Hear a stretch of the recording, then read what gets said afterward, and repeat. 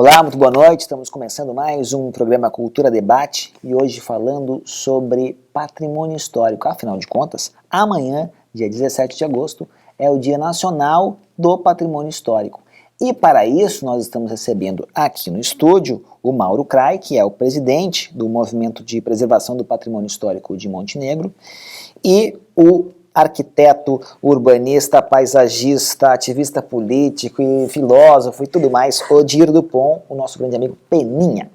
E você pode fazer a sua pergunta aos nossos convidados pelo WhatsApp, número 98240324, repetindo, só pelo WhatsApp, 98240324, ou pela nossa fanpage no Facebook, que é Facebook/TV Cultura do Vale. E você sabe também que as perguntas são encaminhadas e a nossa grande colega Priscila Matias recebe os recados e nos passa. Boa noite, Priscila. Boa noite, Leandro. Boa noite a todos que estão em casa. Boa noite, Odir. Boa noite, Mauro. Boa noite. E eu estou esperando a sua participação, então, aqui pelo WhatsApp ou então pela nossa fanpage no Facebook. Depois de começarmos pelas damas, evidentemente, né, Odir? Agora, boa noite para ti. Boa noite aos presentes, mesmo que estejam do outro lado, né? Isso. Presente, sempre Estamos presente, todos juntos. Todos juntos aí. Mauro, boa noite. Boa noite, Leandro. Boa noite, Peninha, e todos aqueles que nos acompanham através deste belíssimo meio de comunicação que nos faz tão próximos. Seja sincero, Mauro. Sabia que amanhã era o dia do patrimônio histórico? Realmente, eu vou confessar que não lembrava. E a gente já lembrava de outros anos, né, que o mês de agosto sempre é um mês que lembra esta data. Mas agora, pela proximidade, assim, não tinha lembrado ainda. Por curiosidade aos telespectadores, comemora-se o Dia Nacional do Patrimônio Histórico, na mesma data em que nasceu o historiador e jornalista Rodrigo Melo Franco de Andrade, que nasceu em Belo Horizonte e viveu entre 1898 e 1969. Mauro, conta pra gente como é que funciona o movimento de patrimônio histórico aqui em Montenegro, como é que ele tem se reunido, porque muitas pessoas podem não fazer ideia. Exatamente, o movimento ele já vem de longa data, inclusive agora no dia 10 de julho, próximo passado, ele comemorou 35 anos de sua fundação, acontecida em 10 de julho de 1981. Naquele grande sonho de rever a estação férrea que estava desativada e praticamente já em ruínas, assim, deteriorando pelo tempo, daquele sonho de rever aquele espaço revitalizado para alguma coisa, ou creio eu que muitos naquela época talvez até tinham um sonho de reutilizar como transporte ferroviário e turístico, como hoje temos esta belíssima Maria Fumaça aqui na Serra. Mas, infelizmente, forças políticas não apoiaram muito na época e aquilo, então, se perdeu, aquele sonho, quem sabe, o inicial. Mas houve, então, este grande empenho de pessoas, foram 18 pessoas que a gente fez um resgate histórico, que se reuniram naquela data e fundaram, então, um movimento de preservação do patrimônio histórico de Montenegro.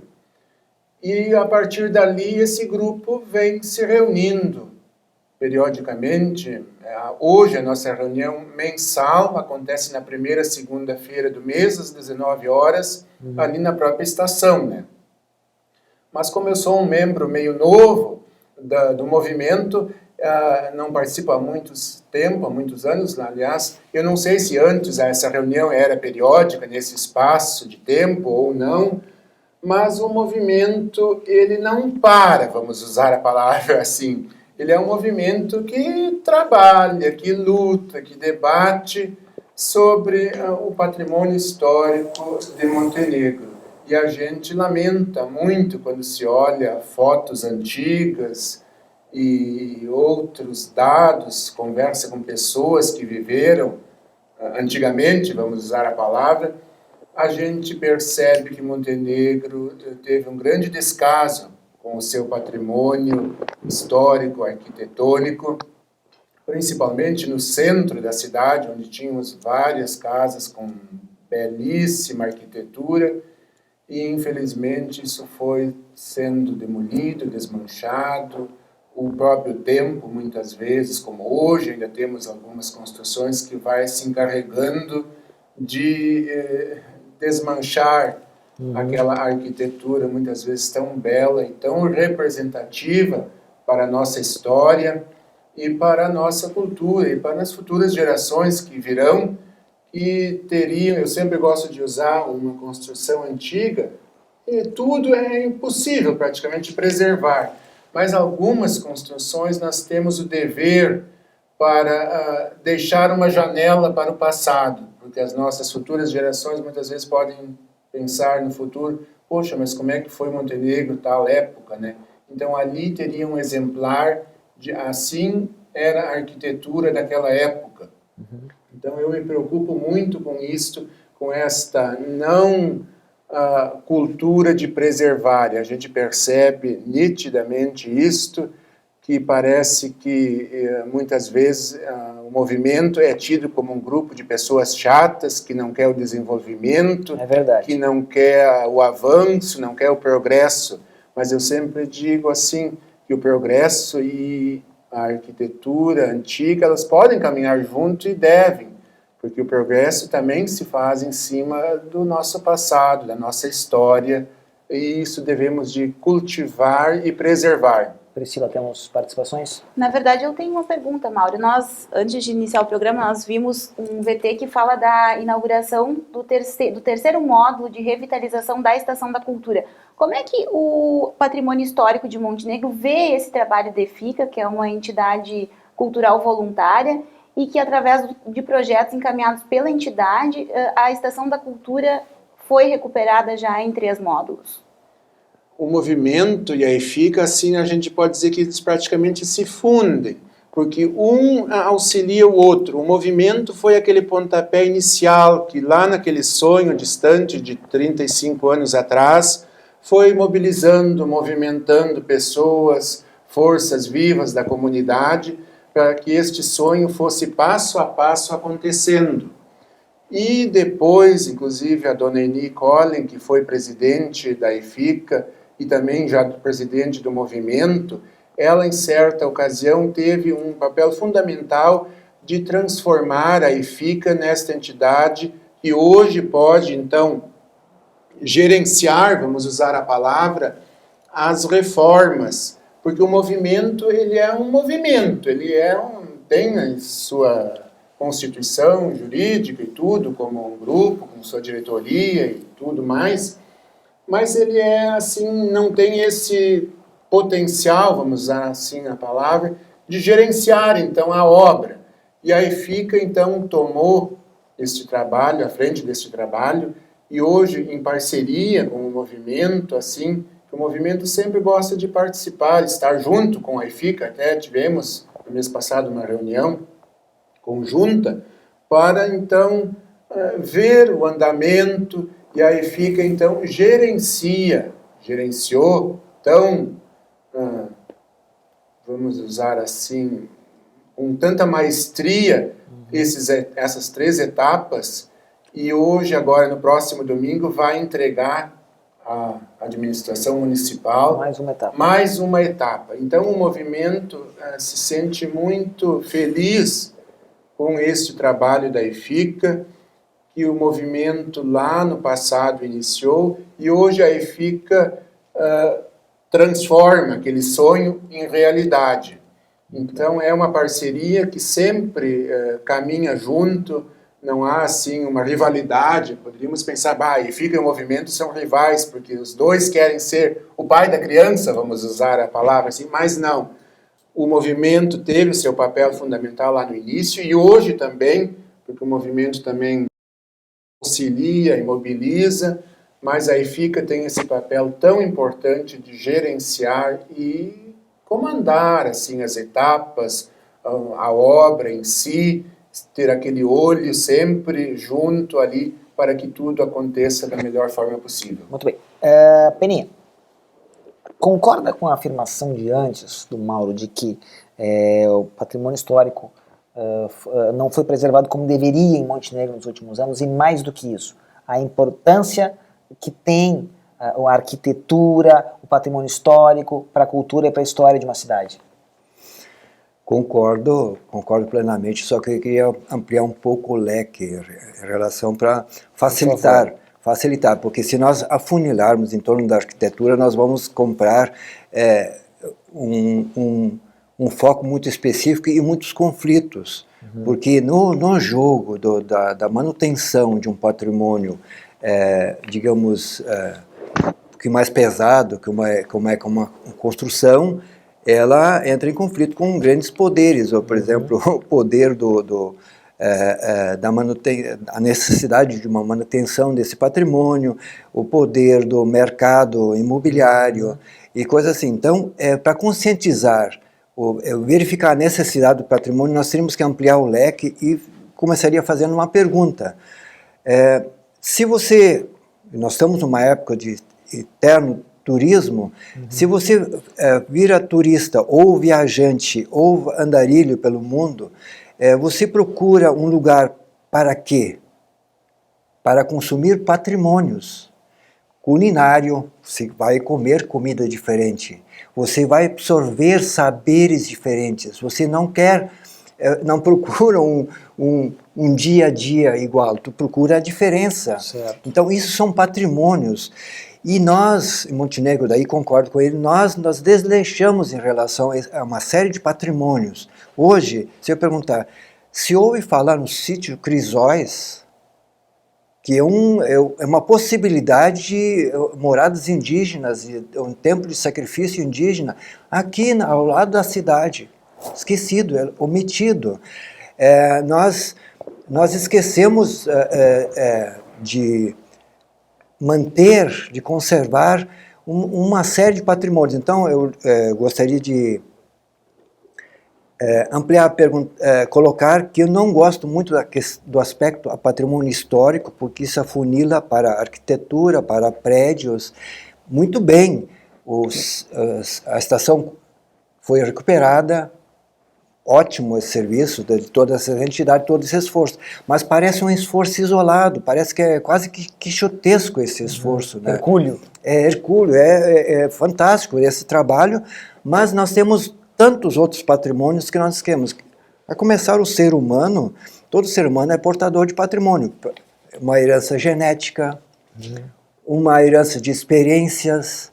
Quando eu perdi o meu pai, eu dizia assim, eu perdi um patrimônio, perdi toda uma sabedoria, uma experiência acumulada, se perde o patrimônio, mas outros têm que ser conservados.